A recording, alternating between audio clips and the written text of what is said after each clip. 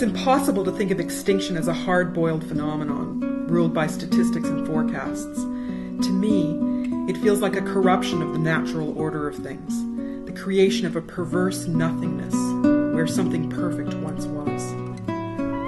Take the case of the hooded grebe, a tiny, jaunty water bird in Argentina's Patagonian region.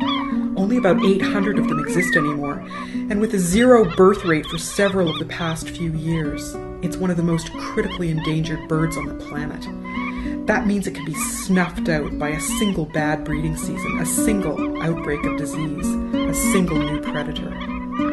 The hooded grebe, discovered by accident in 1974, winters along the roaring Atlantic coast at the toe of South America, near the sleepy city of Rio Hachegas, and spends the other seasons further north on the wind-scoured plateaus of Patagonia. Now there's an international race against time to save the bird, led by naturalists like Santiago Imberti, one of the world's experts on the hooded grebe. A couple of years ago, worried that the birds might be in trouble, Imberti set off on a mission to examine the grebe's nesting sites. So what's killing it off?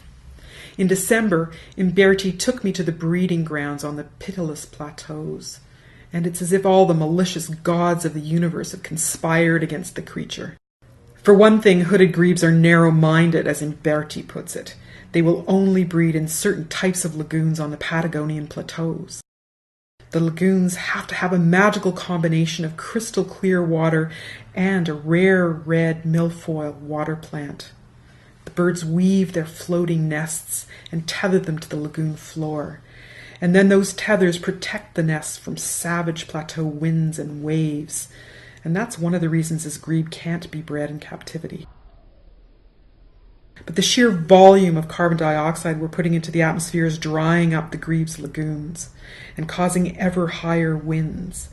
Now there's only a handful of lagoons left for the birds to build their strange nests in. But maybe worst of all, the lagoons and rivers of the Patagonian plateaus are infested with wily American mink, brought here from North America by would-be fur farmers. Mink are remorseless killers, and just in the past 2 years, they've begun marauding through the grebe's nests, killing babies and adults just for fun. Extinction, like death, is forever. It means that a species' genetic pool dries up, never to be passed down. It means all those billions of years of hard-won evolution are lost forever. About 99% of the 4 billion species that have ever existed on Earth have gone extinct. But today, that process is happening too fast. Biologists say that the pace of extinction is anywhere from 100 to 1,000 times faster than normal. And what of birds? So showy, so studied, so beloved.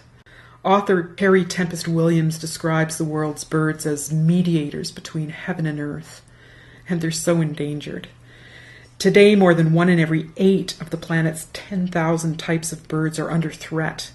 In normal times, we lose 1 bird a century, but in the last 500 years, we've lost more than 150.